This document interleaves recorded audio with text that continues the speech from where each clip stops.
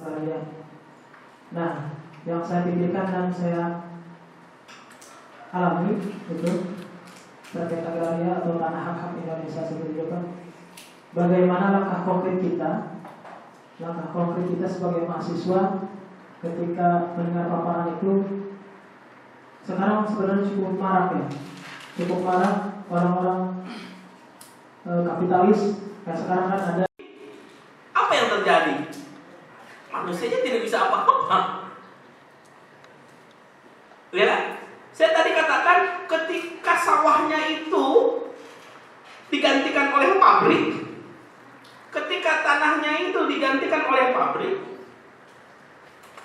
tadi kata temanmu dijawab bahwa manusianya hanya menjadi buruh, dan itu pun buruh pabrik yang murah. Ya, seperti itu. Jadi bukan manusianya saya kira, tapi ini adalah sistemnya yang kemudian sekali lagi mekanisme ekonomi politik inilah yang direbut, kedaulatan ekonominya inilah yang direbut dari zaman Orde Baru sampai sekarang. Pernyataannya gini, sederhananya, tidak mungkin, tadi nyambung ya dengan yang ditanyakan oleh Isra. Tidak mungkin ada waralaba di tiap kabupaten atau di tiap kecamatan kalau negara tidak punya hutang. Benar nggak? Logika sederhananya gini. Indonesia punya hutang 4.000 triliun. Bunganya 230 triliun. Ketika Indonesia tidak bisa membayar hutang itu, maka apa yang terjadi? Jelas dong, kata orang-orang negara-negara maju, produk-produk gua yang harus masuk ke negara lu, diterima atau tidak diterima. Bisa produk-produk gua, kata orang-orang maju, kata negara-negara maju di-cut, tapi dengan satu syarat, bayar dulu hutang. Kan gitu. Kamu bisa masuk ke negara saya, gitu kan? Maka kalau kata orang-orang di pemerintahan kan kita gini-gini ngomongin. Anda bisa masuk di negara saya ketika saya tidak bisa membayar hutang. Otomatis kan orang-orang yang orang-orang negara-negara maju yang sudah menancapkan modalnya, mereka mengatakan saya tidak akan menancapkan modal di negara Anda. Karena apa? Hutang Anda masih banyak, gitu maksudnya. Ini kan problem jelas Pak, untung rugi. Kalau sudah bicara untung rugi apa? Ekonomi. Begitu juga dengan tanah. Begitu juga dengan agraria. Ketika satu lahan tersebut dikuasai oleh asing, yang notabene dia memiliki produk-produk luar negeri, sadar atau tidak sadar, tidak pakai itu.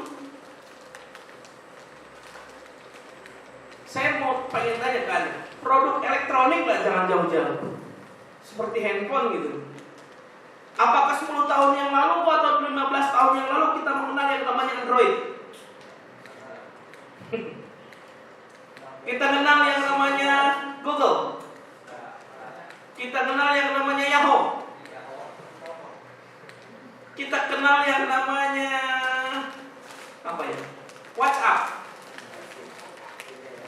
Jangan jauh-jauh 15 tahun yang ke belakang lah, jangan 30 tahun atau 50 tahun ke belakang. Dari tahun 2000 ke sini aja. Ya. Itu akibat apa coba? Itu akibat kemudian globalisasi, pasar ekonomi yang terus deras datang ke negara kita. Dasarnya apa? Ya dasarnya karena negara kita masih memiliki hutang. Ketika negara kita memiliki hutang, berarti otomatis dong produk-produk negara yang ada di negara-negara maju itu dengan mudah juga. Apalagi ditambah MEA katanya, masyarakat ekonomi Asia. Katanya sih. Era perdagangan pasar bebas. Dari dulu juga udah bebas kok. Udah gak? Dari dulu juga kita udah mengutang CGI, IMF, WTO, World Bank. Jadi jelas Isra. Kalau mau saya tadi nyambung dengan pertanyaan Isra bahwa langkah konkret apa? Jawaban saya satu, konsolidasi demokrasi untuk perjuangan rakyat. Kita masih memiliki rakyat, kita masih percaya konstitusi, kita masih percaya demokrasi. Betul nggak? Kita masih percaya adanya demokrasi, kita masih percaya adanya rakyat, kita masih percaya adanya negara. Kalau kita masih percaya adanya rakyat sebagai sumber kekuatan kita, kalau kita masih percaya sekarang adanya konstitusi, demokrasi, kalau kita sekarang masih percaya adanya negara, berarti posisi kita apa? Mengawal itu, melakukan proses konsolidasi itu, sehingga kemudian rakyat percaya bahwa rakyatlah yang kemudian harus maju. Bahkan konkretnya, yang paling konkret sekalipun gitu, ya, lakukanlah yang disebut dengan empowering atau pemberdayaan kerakyatan. Berdayakan rakyat. Kalau Nietzsche itu punya filosofi ini, datanglah ke rakyat, mulailah dengan apa yang mereka tahu, bangunlah dengan apa yang mereka miliki. Karena kalau semua itu sudah selesai, maka rakyat mengatakan, kamilah yang membangun semua ini. Jelas itu filosofi Nietzsche. Jadi konkretnya itu kita turun ke bawah. Datanglah ke rakyat. Bangunlah dengan apa yang mereka tahu. Artinya bangun itu dengan yang mereka tahu, bukan yang mereka nggak tahu gitu. Mulailah dengan apa yang mereka miliki. Ini filosofis yang sangat kuat sekali. Rakyat itu punya segalanya loh sebetulnya. Mereka bisa bertahan, mereka bisa survive di tengah situasi dan kondisi globalisasi sekarang yang kuat.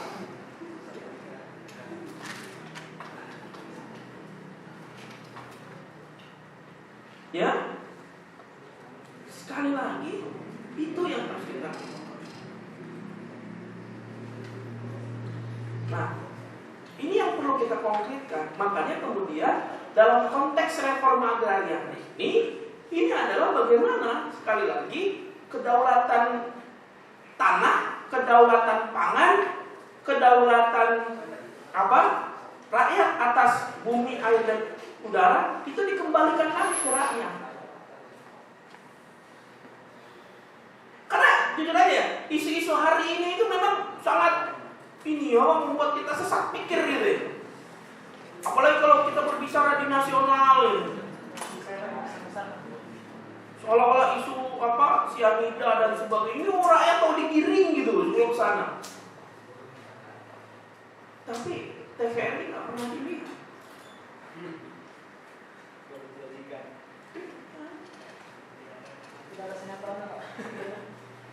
Sekarang berapa triliun coba tiap hari, bukan triliun lah, berapa miliar coba sekarang produksi iklan tiap hari 24 jam.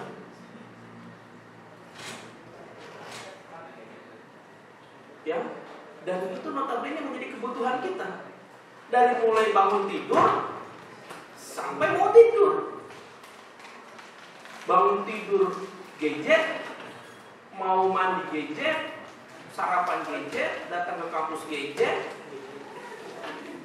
terus sorenya gadget, malamnya gadget. Tapi dengan gadget, seolah-olah kita dibuat menjadi manusia yang individualistik, sadar nggak sadar. Jadi masyarakat yang konsumtif.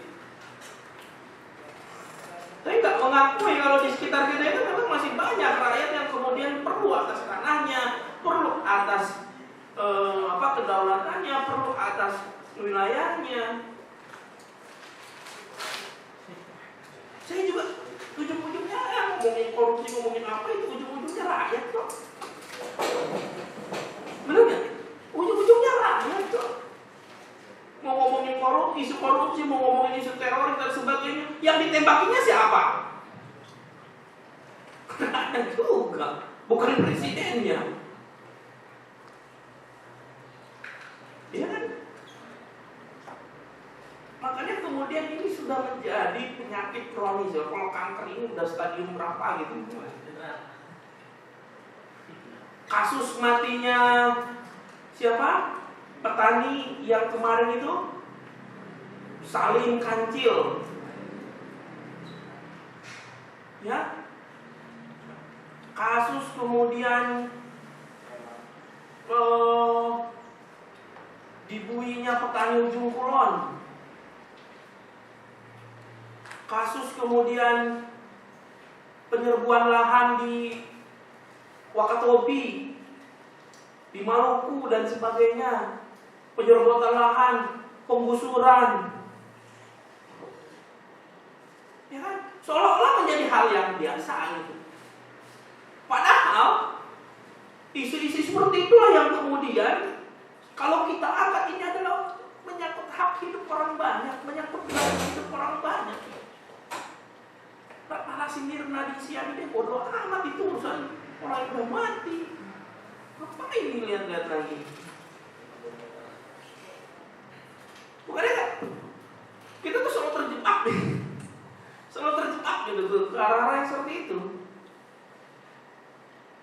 Dan kita diarahkan untuk menjadi budaya yang konsumtif, budaya modernisasi, budaya hedon, budaya apatis, budaya pragmatis, transaksional. Padahal sekali lagi posisi kita itu bukan di situ sebetulnya. Ya gitu ya. Mungkin tadi sekali lagi yang terakhir dari siapa? Kenapa Pak perumusan itu menyampai 12 tahun? Jangan salah Pak. Sistem pemerintahan dulu itu kan sistem pemerintahan terpimpin dan presidennya seumur hidup. Waktu itu Soekarno. Ya, sistem pemerintahan dengan demokrasi terpimpin. Di mana Soekarno menyatakan kalau ini presiden seumur hidup. Jadi wajar memang kalau Soekarno karena dia menyatakan presiden seumur hidup, bikin undang-undang aja sampai 12 tahun. Kalau sekarang Pak 5 tahun cukup gak bikin undang-undang? Gak cukup. Itu maksud saya. Ya, ini ya, kita balik lagi ke sistem pemerintahan ya pada waktu itu. Karena itu waktu itu demokrasi terpimpin. Soekarno menyatakan kalau saya adalah presiden seumur hidup pada waktu. Gitu ya. Jadi wajar pembodohan undang-undang itu memang benar-benar matang gitu sehingga memang mengakar. Nah, yang kemudian kenapa sekali lagi undang-undang pokok agraria itu sekarang tidak dikenal? Karena apa? Karena itu tercover oleh Orde Baru dan dipeti-eskan dan diganti dengan undang-undang UPMK, undang-undang penanaman modal asing. Nah, Orde Baru itu melihat bahwa undang-undang pokok agraria itu pada waktu itu ini mengancam stabilitas negara dan mengancam stabilitas investasi modal asing. Jelas kok isinya juga pembaharuan agraria, penghapusan hak-hak asing. Nah, ini Orde Baru melihat kalau misalkan undang-undang pokok agraria ini tetap dijalankan, reforma agraria tetap dijalankan, otomatis ini akan mengganggu stabilitas penanaman modal asing. Karena apa? Undang-undang pokok agraria ini sangat kontraproduktif dengan perkembangan modal asing yang terus dan terus datang ke Indonesia. Yang notabene modal asing itu bukan datang dengan apa coba? Dengan gratis. Kata modal asing nggak ada makan siang yang gratis, boy. Semua harus dibayar. Dan problemnya bisa nggak kita bayar 4.000 triliun itu? Utang kita sampai sekarang dan bunganya 230 triliun itu. Itu bisa sekali lagi, ya. Itu bisa sekali lagi. Data itu bisa kemudian kita mentahkan dengan cara apa tadi, Bang? Dengan cara kemudian kita bagaimana membangun sebuah konsolidasi demokrasi. Tentunya konsolidasi demokrasi kerakyatan yang segala apapun sekali lagi kebijakan-kebijakan konstitusi negara itu kita harus arahkan kepada kegiatan-kegiatan yang pro terhadap pembangunan kerakyatan yang dalam ini agraria. Itu maksud saya. Ya, mungkin seperti itu. Terima kasih dari saya. Sekarang nanti silahkan langsung bisa nonton filmnya saja setelah ini. Anda nanti bisa merekayasa apakah benar omongan saya di film ini gitu ya. Terima kasih. Hidup rakyat. Wassalamualaikum warahmatullahi wabarakatuh.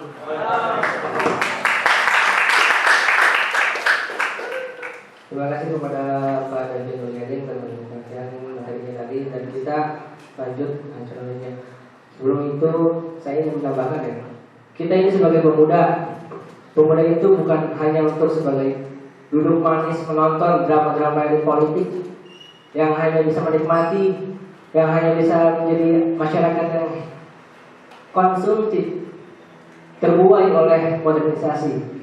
Kita di sini ingin menyatukan persepsi, ingin membuat satu ideologi, satu tujuan, yaitu mendampingi masyarakat karena dari rakyat, oleh rakyat, untuk rakyat. Dan oleh sebab itu tugas kita sebagai pemuda terdidik dan intelektual terdidik yaitu mengawali atau membekengi masyarakat rakyat agar bisa mendapatkan hak-hak dan kewajibannya secara utuh.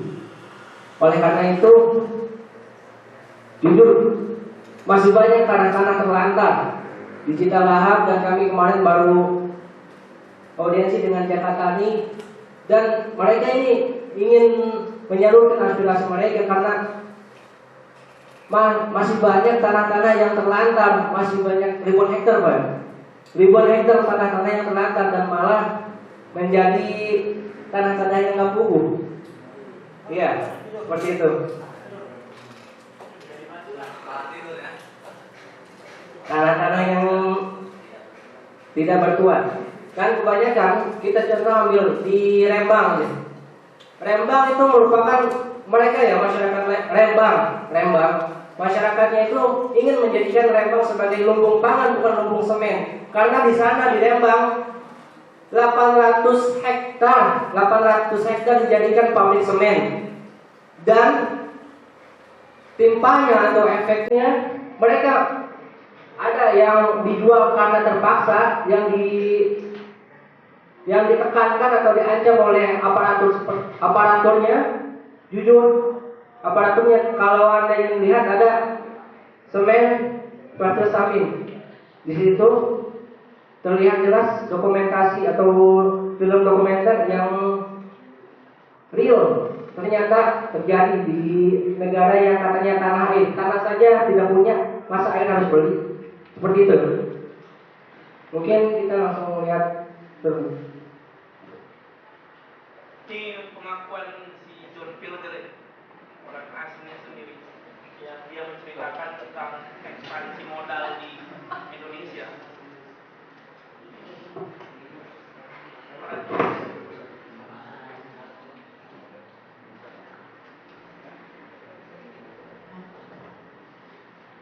Yan, lampu yan.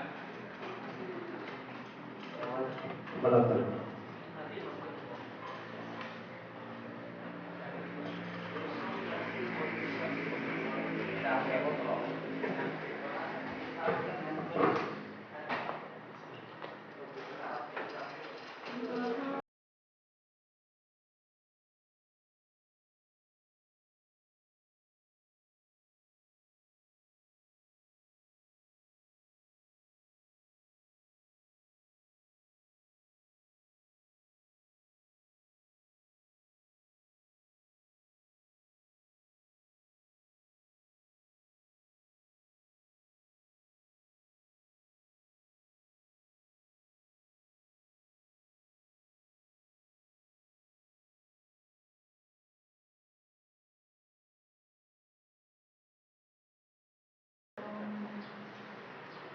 In recent months, more than 1 million people, most of them young, have protested against the new economic order called globalization.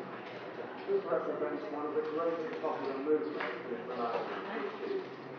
Surely never before has the human race enjoyed such amazing capacity to create wealth and poverty. Yet never before has the gulf between rich and poor been so vast and inequal